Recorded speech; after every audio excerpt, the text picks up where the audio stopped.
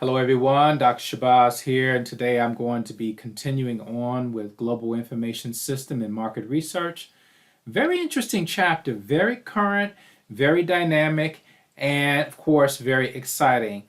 Unfortunately for us, I was not able to get anyone from the industry to come in and talk about marketing analytics, but we're going to do that this morning, and hopefully we'll be able to cover that in coming weeks, as it is a very interesting and current topic. I'm still working on getting someone to come and address us on that issue. But I wanted to just say that for this subject, and you all may know, this is a post that I sent you all the other day. In fact, it was yesterday I sent this out. You all may know my background. I am a computer scientist. I had my first degree in computer science, and I worked in the industry for some years, a few years, before going back to graduate school to earn my MBA in marketing. Now, I started out as a techie, a programmer, and then didn't like being in an office for 9 hours writing code. So I got on the marketing side of computers, where I worked for a computer manufacturer, and I had an account territory of about 30 companies doing marketing tech support. And what that was, it was the idea that you had to provide customer service to those who had your equipment to ensure that they not only were using it properly, but that they were completely satisfied. And so I did things like on-site support. I would do phone support.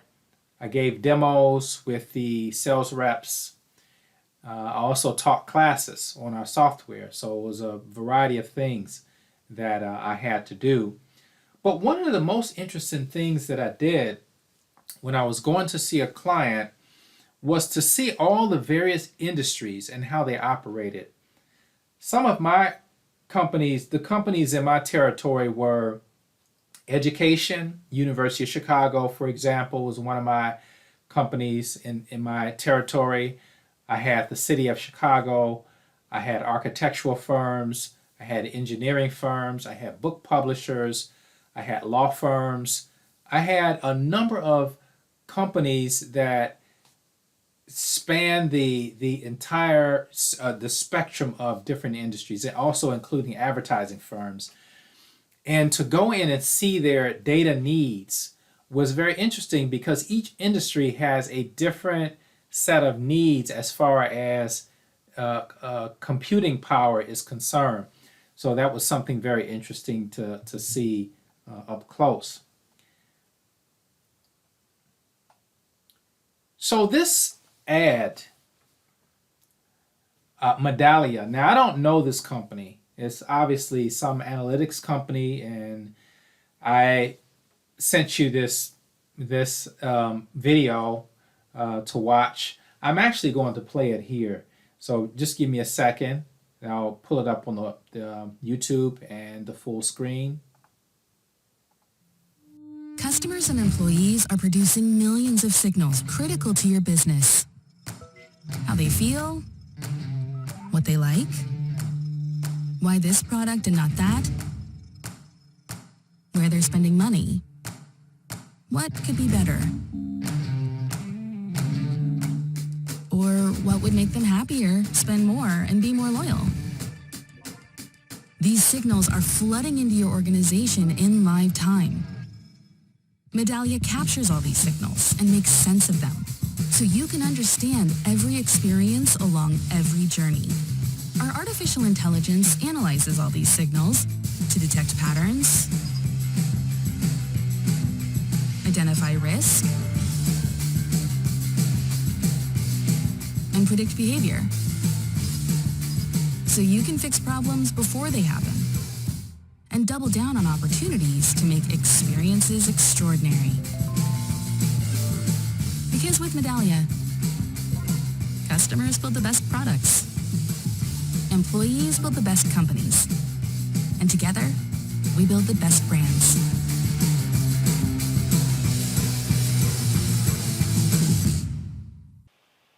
Now, as I said, I don't know the company, but I thought the ad was very intriguing because it showed you the power of these tools, and it's becoming a lot easier to gain access to these analytics tools.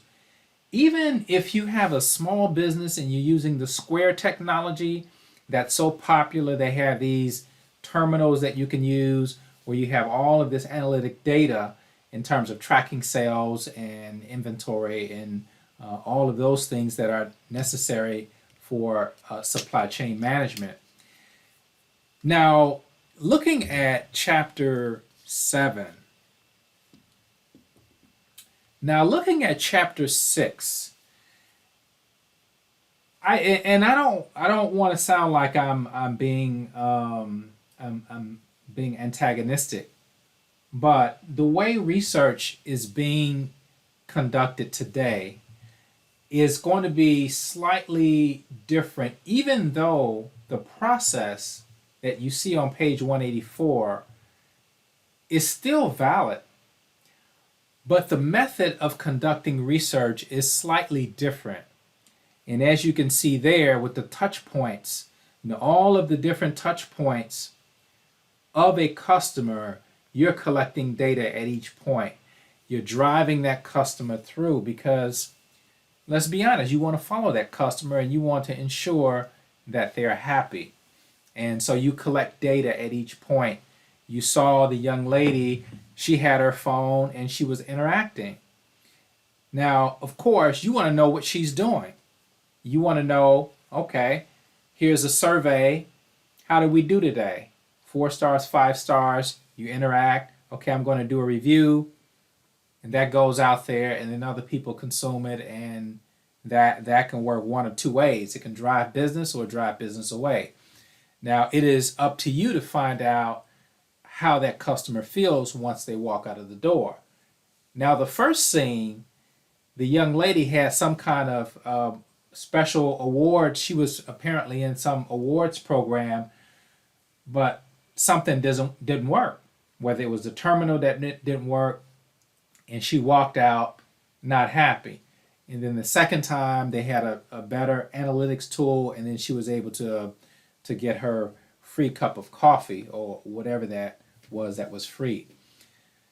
So we're in a different age, and data are being collected at all these different points, but we are not. I won't say that we have seen everything yet. And the reason I say this is because I always show this video to my marketing class, my principles of marketing class, because I think it is appropriate for the era that we're going into. And this particular video that I will show you now has to do with a movie that came out years ago.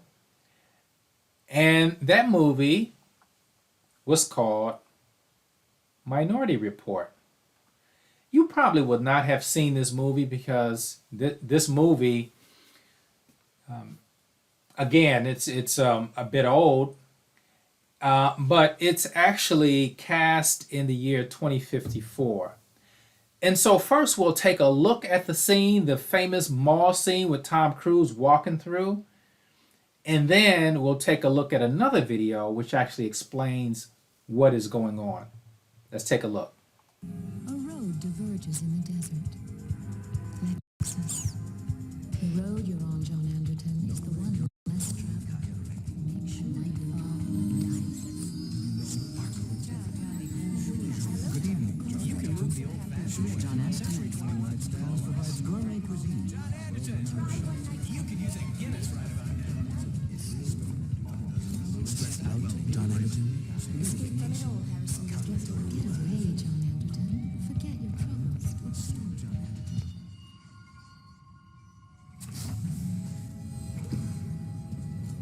Hello, Mr. Yakamoto.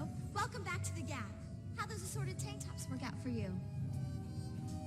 Mr. Yakamoto. Hey, Miss Balfour, did you come back for another pair of his chamois lace-ups? Okay, so that was Tom Cruise walking through this mall, and you saw retinal scans. It is a form of biometric. Biometrics are those identifying tools using the body. So, retinal scan would be one. Fingerprints are also a biometric.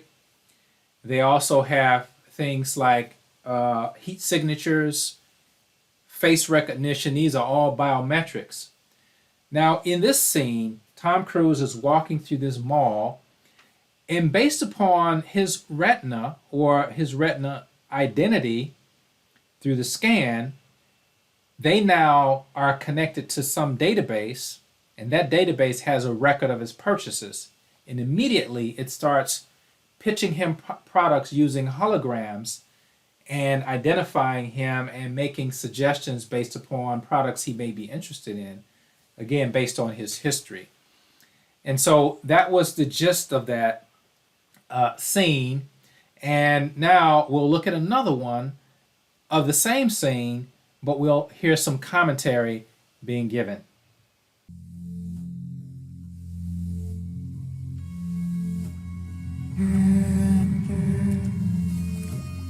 2002's Minority Report is considered a sci-fi classic. It's set in the year 2054. And looking back, the movie did an incredible job of predicting the technology that would come in the following decades when it comes to advertising.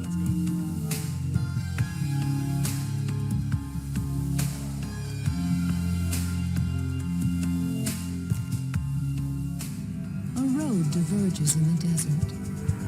Lexus. The road you're on, John Anderton, is the one less traveled. In this iconic scene, Tom Cruise's John Anderton strolls through a mall as ads scan his eyeball to identify him, and quite literally call out the ads to him. Have a beer. Take a vacation. How'd you like those Gap tank tops you bought? Today, of course, street ads don't scan our eyeballs and shout out to us.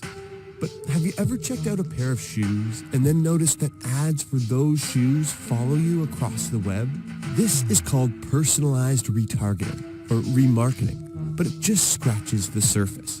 In the years since Minority Report was made, advertisers have come to know so much more about you. Major ad networks and advertising startups boast increasingly sophisticated technologies to figure out who you are, linking your activity not only across the web, but with your real-life purchases too. And on the cutting edge of ad tech, things are looking decidedly Minority Report-esque. Both IBM and Japanese company NEC have worked on developing personalized billboards that look a lot like those in the movie. Shopping centers in Japan have tested these ad boards with facial recognition cameras built in to instantly identify a shopper's age and gender as they walk past and serve them relevant ads.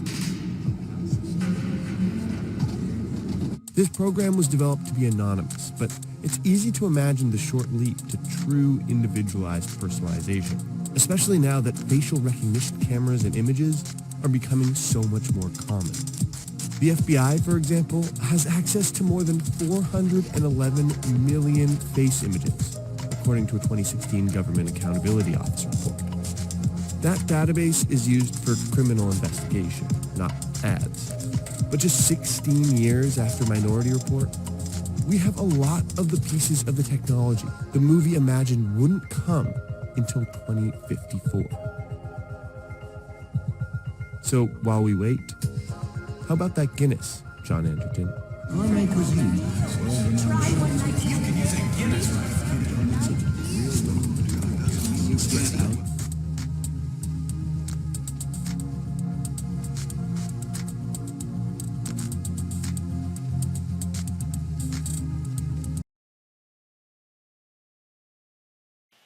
So, we are headed for a world where we're going to be scanned perhaps all day long and until we go to sleep.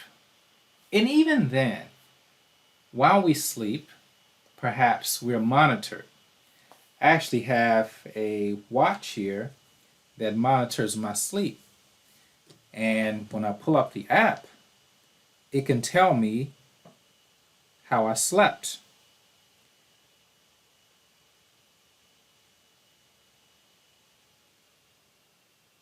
So I have this app here, and I pull it up. I slept 7 hours and 52 minutes.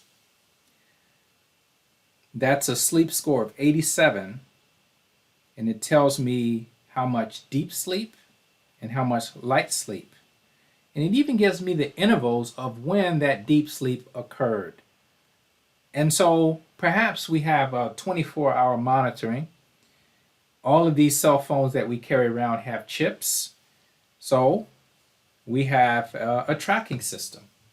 Now, that shouldn't scare us because, of course, we volunteer to wear these devices. We want the convenience of having access to some of these services. And we kind of understand that we have to give up some privacy in order to gain those conveniences. But of course, retinal scans, those are probably technologies that we're not quite ready for yet. But I would imagine in the next 10, 15 years we will be. And we will be looking at some of these newer ways of processing information. A couple of other things. When we talk about this idea of supply chain, when we talk about data, just show you a couple of other things. And I haven't even gotten to the slides yet, but this is relevant. So I found another site that's called Chainalytics. And it says harnessing supply chain data to drive higher revenue and increase profitability. And so it's talking again about the supply chain. And at each part of that supply chain, you have monetization that's going on, or you have aspects of the supply chain that should be optimized. And there's generally going to be some kind of quantifiable measurement that's going through the entire chain. And so these tools make it a lot more efficient. So it talks about segmentation, creating stronger alignment between departments. And here they have a chain of events. It almost looks like the value chain that you may be familiar with. And it looks like a process, collect and analyze. They're talking about this data here. Visualize, putting it into a visual format that makes good sense in terms of just the way it's the readability of it. And then take it, synthesize it, and then you look for market opportunities, and then you execute those marketing strategies, and then hopefully that will result in increased margins. So I thought this was an interesting infographic here and kind of points to the flow that many companies are adopting. One of the other things that I saw was this idea of data supply chains that was in that slide, and the fact that everything is so much more integrated than it once was. Everything is so much more responsive. The value propositions that companies offer you now, things like responsivity, being responsive, being customizable, being adaptable, and all of these things that we crave, being timely, and not only timely in terms of receiving it, but actually saving time. Processes that are a lot easier because of the mechanization of or the automation of some of the functions that we are engaged in. So these are the trends, and I thought they were very interesting to kind of show you. And now what I'll do, and at some point I'll even show you my dissertation, which was cutting edge when I was actually doing it. It was at the kind of the beginning of this phase of what do we do with the internet? How do we use it? How do we make it work for us? And so my dissertation was dealing with that. Okay, so some of these slides, I've gone through some of the concepts, and I believe we all know what a point of sale system is. We have seen point of sale systems in grocery stores. You check out, you have the code, the UPC code. They have the RFID codes. You have QR codes. You have all of these different codes which interact with the database or the computer system that's either somewhere in the store or somewhere in a remote location. And then you have these devices that people in the store use. You see them walking around with these tablets, and of course you have the monitor where when you scan something over the optical scanner, it goes up on the screen, and of course that's interacting with the database, and it's interacting with the perhaps even the supplier to ensure that you never run out of inventory. So let's look at a few things. IT, we know these acronyms, MIS, big data. We've heard of them many times. The era of big data, extremely large data sets.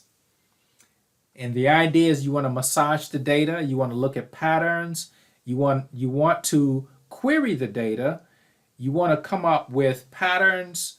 Then you want to come up with operational strategies to pinpoint those customers that fit a certain consumption criteria so that you can decide what medium to use in terms of reaching them, how often, and what types of ads. You may know that for online digital marketing, a company can push out thousands of ads literally. Depending on who's interacting with the ad, there's a certain ad that is chosen for that particular person that is looking at that ad or that is looking at that page.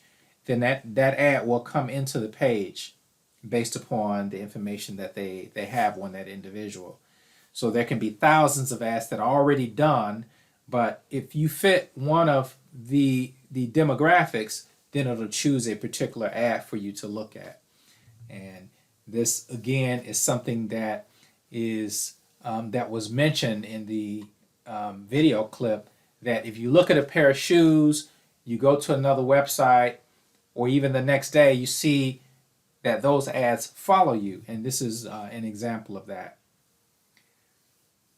So the IT infrastructure, and without me going into the technical details of the internet, the internet started as a research project, and it was really built out of necessity.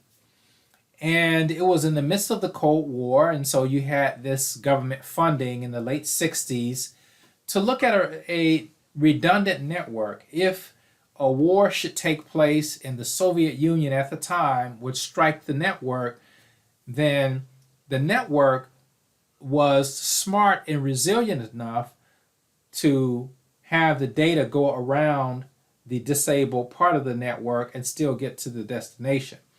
So they came up with this infrastructure, and they came up with protocols that would protect the data and that will allow it to flow.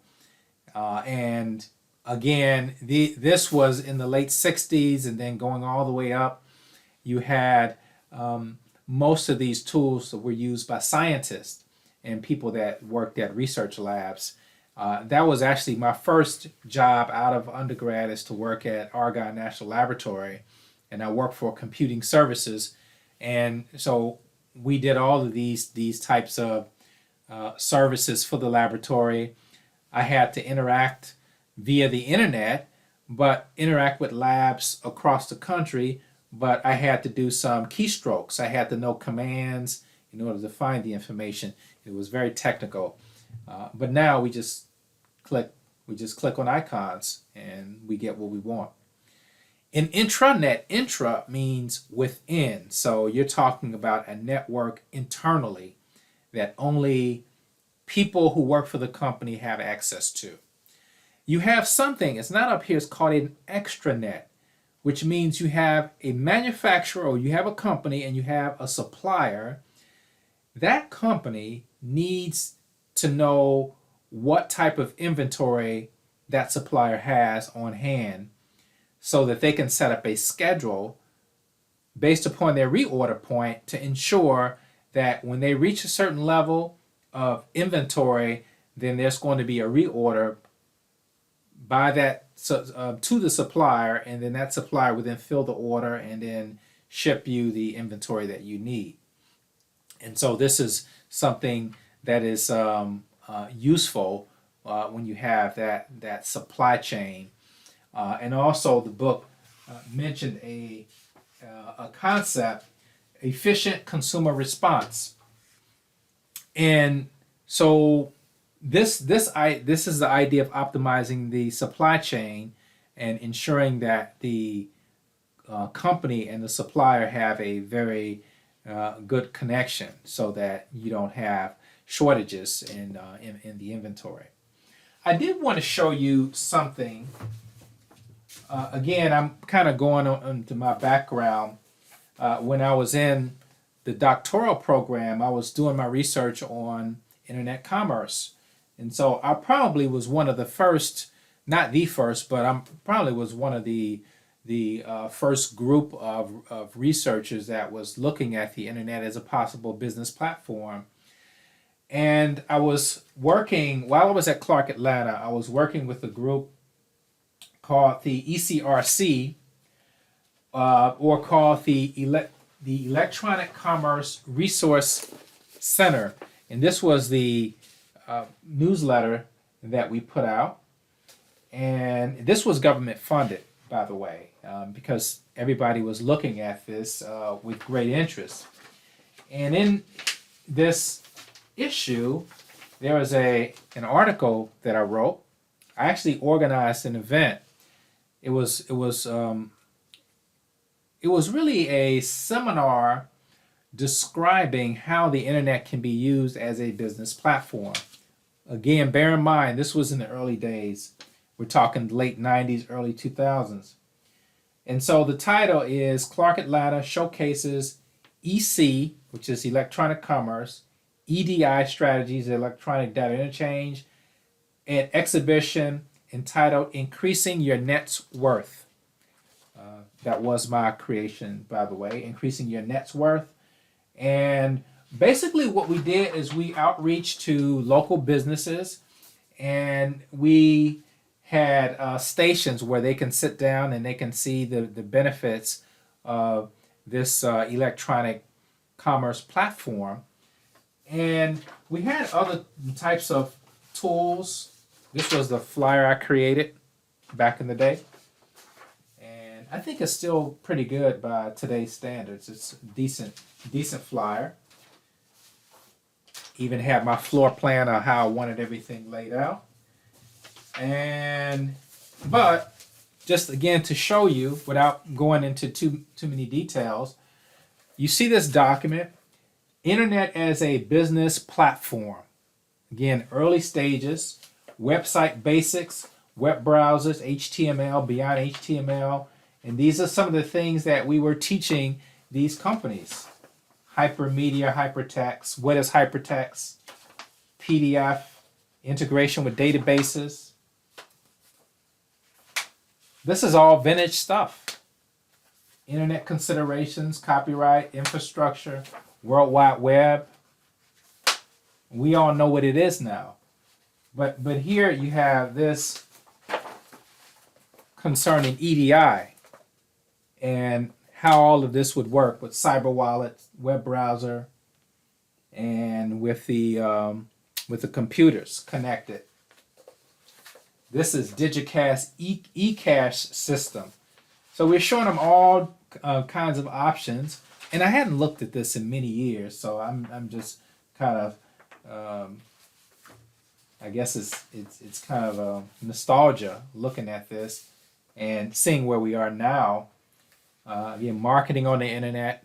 This is also part of what we offered in terms of just giving them an idea of how the internet can be used as an economic distribution channel. All right, but we're way past that now. I think everybody gets it. So that was EDI, EC, and all of these different acronyms. ECR, Joint Initiative of Supply Chain Members to Optimize the Supply Chain to Benefit Customers, and then the point of sale that we know about with the cash register. Do they call it cash register anymore? Probably not.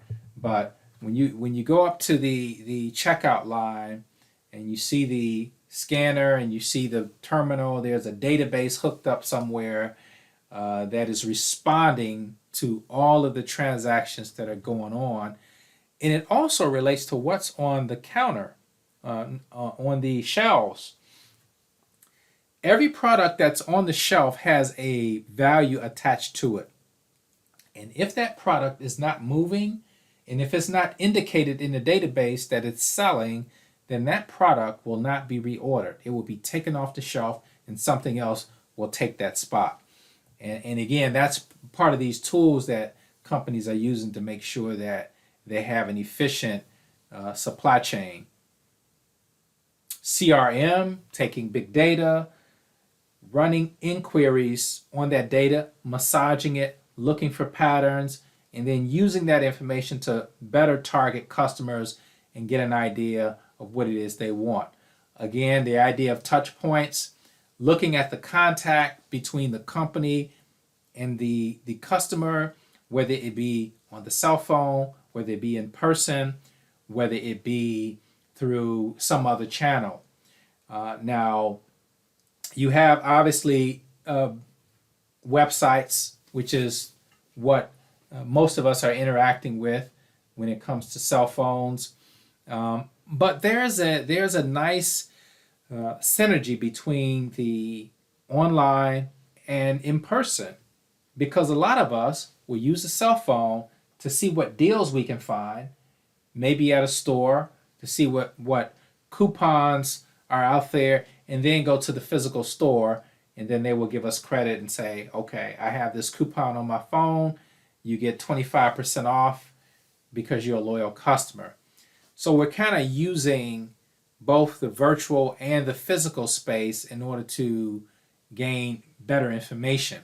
There was a debate at one time whether e-business was going to overtake the traditional supply chains like in-person shopping, mail catalog, and of course phone orders, and of course internet being the fourth means of a distribution channel. But it's not either or. Perhaps it's a mixture of both. Notice that most physical stores have a virtual presence. Okay? Practically all stores have at least a website. Now, your e-companies that rose in the late 90s and early 2000s, some of them are becoming increasingly physical. Notice what Amazon is doing. They're building these Amazon stores because they're able to get more of the touch points. They're able to get people in their stores to pick up their Whole Foods items and gain access to an array of other services once they get into that space. So all of these things are just coming so fast, and it's a very exciting period in terms of how business is evolving. The business cycle is quickening, and everybody is coming along for the ride. It does say something here important. Direct sensory perception is probably something that you heard in MAR 4023. using the senses, seeing, feeling, hearing, smelling, and tasting, 5 senses, and even the 6th sense, is when you're going overseas, that becomes very important because it varies. Frankly, it varies. But even in a general sense, the more senses you involve in the consumer process, the higher the probability that that consumer is going to be engaged on your product. So engaging the senses, whether it be having the aroma, allowing somebody to touch it, to look at it, to sample it, to test it out, these are all things that we know from principles of marketing. The idea that a car salesperson is going to try to get you in that car so you can see it, you can feel it, you can hear the engine, you can hear the music, you can smell the car smell. This kind of helps engage you a bit more. And it's also true when you're talking about other markets. You might have a variation in terms of which of these you use, but it still applies. So here is the marketing process, the formal marketing research process. So on page 184, they give you this. They have all of these steps. Your firm has an objective. We know that, right?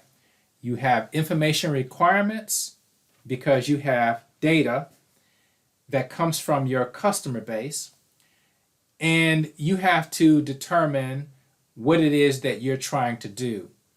Are you focusing on a particular market? Do you have a strategic objective? Are you trying to solve a problem? So let's say you're trying to solve a problem. And it doesn't have to be a problem like it's a bad thing, but perhaps you're trying to figure out how to increase sales in a particular neighborhood. And you want to figure out, well, how can I make that happen? So you have to come up with a problem definition. And your problem should be very precisely worded and conceived. The more precise your problem is, the more efficient you are at deploying resources to solve that problem. If you have a vague problem, you're going to be hitting at some of everything, trying to stab in the dark. And that is not the way you want to conduct research. If you ever go on to graduate school and you do a thesis, one of the things that you have to do is you have to make your topic narrow, very narrow, because it gives you more focus, it gives you more efficiency, and then you're able to zero in on exactly what it is you're trying to find out. You also have to remove any bias.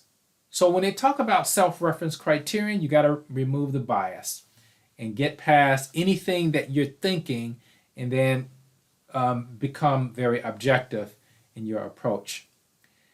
Then your unit of analysis. How are you going to analyze? Are you going to go countrywide? Are you going to go for a particular region of, maybe it's South America? Or are you going global? Or sub-regional segments within countries? So you have all of these different ways that you can segment a market. And of course, you don't, if you say, okay, we want to market to everybody because we want to make the most money, of course, that's very ambitious, but it probably will result in you wasting resources or actually running out of resources because you're trying to capture too wide a swath of countries. You also have data availability. Is the data, or are the data available? If the data are not available, then you cannot be confident. It's a confidence interval. You can't be confident that your results are generalizable. If you don't have enough data, or if data are not available, then you can't have any confidence in that research. If I'm at FAMU and I have 10,000 students and I want to do a survey on student satisfaction and I survey 100 students, that's not going to be reliable. Maybe the data aren't available because students aren't on campus right now. And even if I get let's say I get all of the students that are currently on campus, and it's not going to be 10,000, it's going to be a fraction of those who are at Florida A&M. Now, if it pertains to those who are on campus and I want to look at something related to COVID-19, then maybe that is the proper that is the proper sample. That is the proper group to look at because, of course, they're having to deal with this up close. So you look at your primary and secondary data. Secondary data is most common because that is books, magazines, online materials, databases, all that is already available. Primary research is something that you collect for the first time. It's original data, interviews, surveys, focus groups, all of these different kind of time series studies can be done. One of the things that I ran into as a doctoral student is the cost. I was sending questionnaires overseas to West Africa, and it was expensive. But as a doctoral student who was getting by on loans, I had to just go ahead and do it. I had to pay for postage to send these questionnaires to selected West African countries. I had to have my questionnaire translated into 2 different languages. It took me 8 months to finish my questionnaire, and then I had to get my mailing, my barcode. I had to stuff the envelopes on my floor and mail them off. But what happened was my response rate wasn't what I needed it to be. And so it was not generalizable just based on the surveys. So I actually had to go over to West Africa and conduct some qualitative research. I did interviews of several people, and I combined that with my questionnaires, and I was able to come up with what I called an exploratory research. I couldn't draw any conclusions because my data, I didn't have enough data, but I could make it exploratory. And basically what my data found was that small businesses in West Africa, there were 4 factors that I asked them about: political, economic, social, and technical, the pest analysis. And they stated that in the 33 questions I had, I used a Likert scale and asked them a series of questions. I found that the political environment was the most sensitive in terms of possibly being a barrier to realizing that the internet could help to increase commerce between countries. They said it was the political environment that was going to be the greatest barrier, not the economics, not the social, not the technological, but the political. And it makes perfect sense. It makes perfect sense that that would be the main issue. A lot of telcos or telecommunication companies were state-owned, and African nations were just beginning to privatize those the telcos, and so that was something that I was able to research. I will just show you my dissertation here, and if I can. So this is my dissertation. That's the cover page, and then what will follow is what I actually typed with my own 2 hands. And I wish I can go. I'm going to go to some key places, and you see my table of contents here, list of tables, and then I go into my lit review, and I have all of these tables that I put in. A lot of lit review. I was reading a lot. In those days, it was so exciting, and I would go to a Linux bookstore once a month just to see if I can find any new information. And sometimes I would buy 3 or 4 magazines, and that would be about $20. So let me show you some of the research methodology, data analysis. This was, I sent out 730 questionnaires, 33 questions, a 4-page booklet. I wanted it to be a booklet so that it looked professional.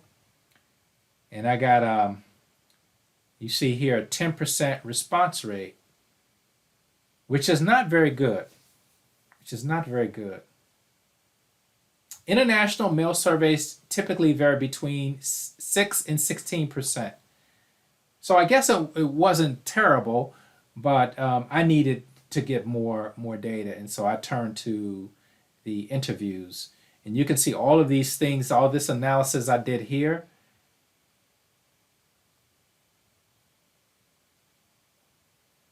And this is the pest analysis, looking at the variables and how they impact the internet adoption. And then I had another framework. I'm testing for sensitivity here in these numbers. And then I had this internet adoption as it relates to trade. So this is exactly 200 pages.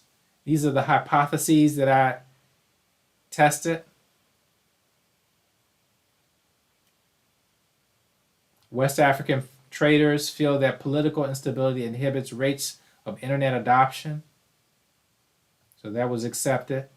And my questionnaire, this is a pretty sophisticated study. This was the network that I built or that I envisioned. And you go to the back, my appendices. So you'll see my questionnaires, tables. These are my questionnaires. So this is English. This is French.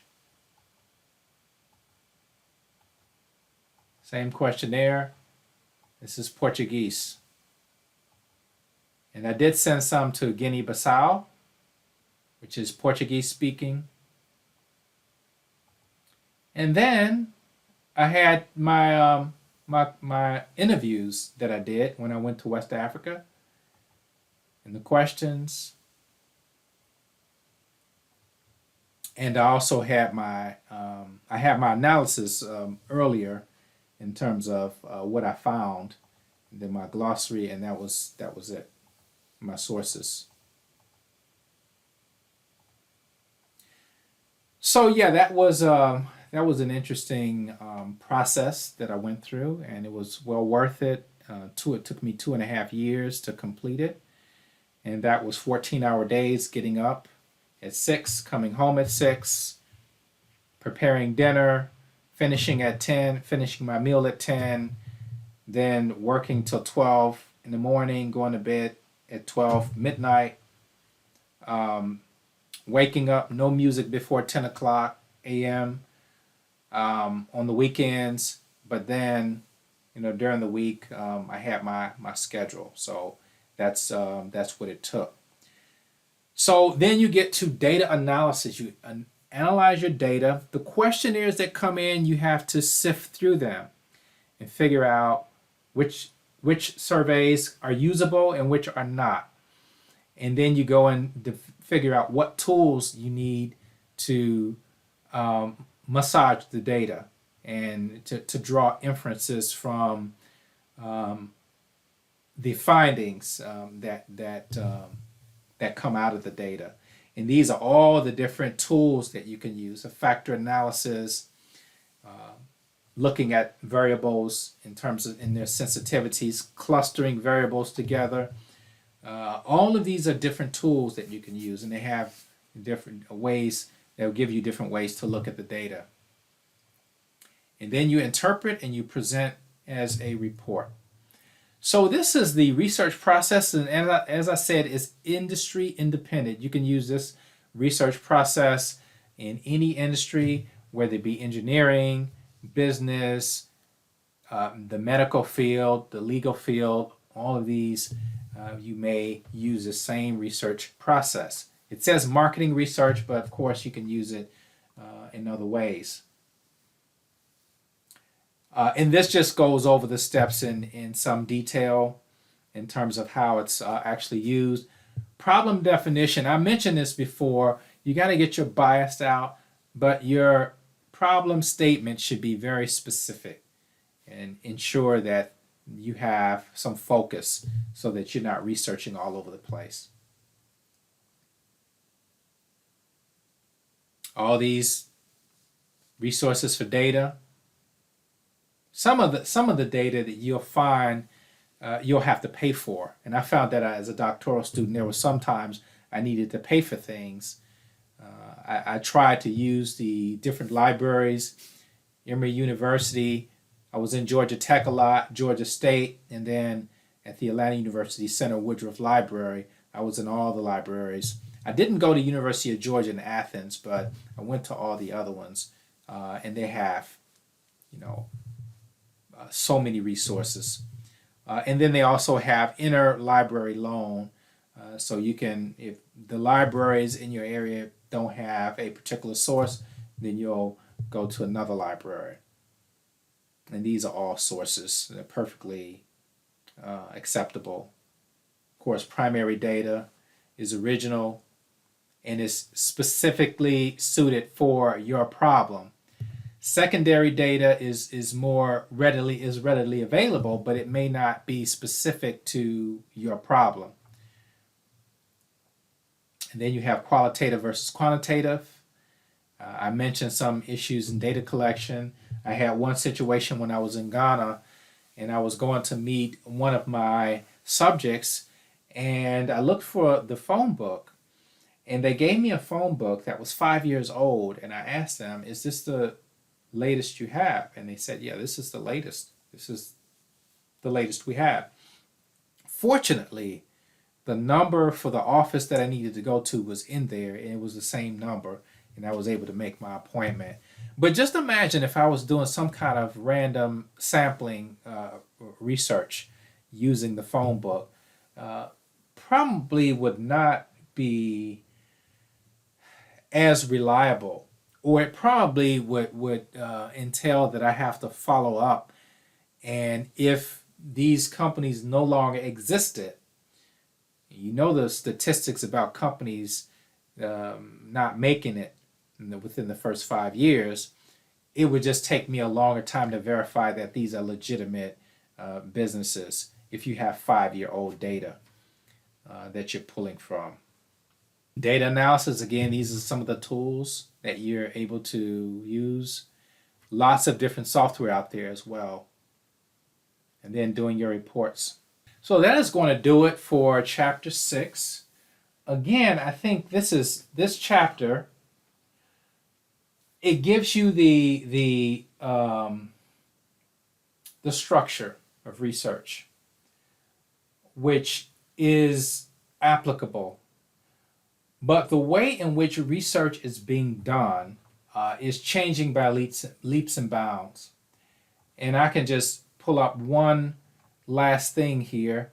When you start talking about these models, as you can see over here, data supply chain, and all of these different models for data, it is really changing rapidly.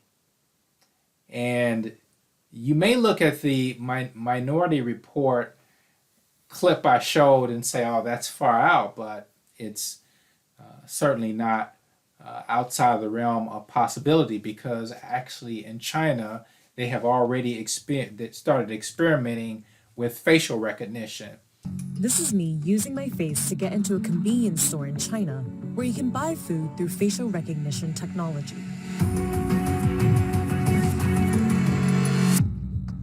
Using your face to buy food is already a reality. Here's one system that KFC and Chinese search engine giant Baidu implemented in China. KFC's system even remembers your face and food preferences, so it can better recommend you new products. Much like KFC, this convenience store we visited in the city of Shenzhen has partnered with the tech giant, in this case, the payment app WeChat Pay, to create an experimental face-to-food experience. The store, Zhouheya, encourages people to play and pay with facial recognition technology. With just your face and a simple thumbs up, the system will deduct money from your linked WeChat account. Making my mobile payment, my facial recognition juice. I don't get this. This may feel very dystopian, but facial recognition has apparently been a welcomed advancement in big cities in China. So in China, the facial recognition is quite popular. In some scenarios, we try those face recognition techniques. So you don't have need to bring your mobile phone anymore. You simply show up and you take things away and it will directly be deducted from your account. To grasp how close China is to making facial recognition a reality, you first have to understand how close they already are to being a cashless society. Much of this has to do with WeChat Pay and its competitor Alipay, which both use QR codes to complete transactions. According to Professor Ouyang, in 2017, mobile payment transactions in China added up to 20 trillion US dollars, almost double China's annual GDP. WeChat is what's known as a super app. You can send money, text friends, make dinner reservations, and much more all in one space. And this makes WeChat indispensable to everyday life. 即係話我哋咧，大部分人都係用緊微信。微信支付咧係一個好神奇嘅嘢。This is my cousin, a Shenzhen native, and I roped him in to give us his perspective on how ubiquitous WeChat has become. 我平時出去都唔帶銀包噶啦，銀包太大隻啦，冇手機咁方便。我手機可以代替到銀包所有功能。QR codes, WeChat Pay, and Alipay have become the norm. 你可以喺路邊停車嘅時候交費，或者你甚至可以處理你嘅交通違法。These payment apps are so powerful that they have the potential to replace banks for the users. For example, you can borrow money on your WeChat app. If I press this, they will evaluate your credit profile. This amount is the equivalent of an $8,000 loan. WeChat has become so ubiquitous in China that many people prefer it to traditional banking, despite these loans being backed by actual financial institutions. Analysts in China predict that about 40% of those transaction fees could go to payment apps like WeChat by 2020, leaving China's banks in a scramble. The bank are annoyed because they only see numbers of money goes to Alibaba, go to WeChat. Those bank senior officials talk to me considering different ways of how to compete with those new institutions. And so far, they don't come up with very good ideas, but we're still trying. With the wide use of QR codes and mobile payment apps, Professor Ouyang sees facial recognition as the obvious next step. But convenience is just the silver lining in what could be a sophisticated form of mass surveillance. Already in Shenzhen, facial recognition is being used to catch jaywalkers. 3 fugitives were caught at massive concerts this year through facial recognition technology. And in the highly policed province of Xinjiang, facial recognition is used to track Muslim Uyghurs. There's a rumor that China is the safest country in the world. In Shenzhen, when you walk in the street, you'll see a lot of cameras. It sounds like a police state, right? But in China, if you don't do anything wrong, what do you fear? Traveling in China has become nearly impossible without the use of QR codes and mobile payment apps. And a future with facial recognition may not be that far off. 一般如果你而家係想用現金嘅話咧，喺一啲小鋪頭嗰度，你攞一張100蚊嘅出嚟，佢甚至冇散紙可以找你，係。Is the price of convenience worth the huge loss in privacy? To leave us with some words from the late and great Prince, who gave this speech at the Yahoo Internet Life Awards in 1999. Don't be fooled by the internet. It's cool to get on the computer, but don't let the computer get on you.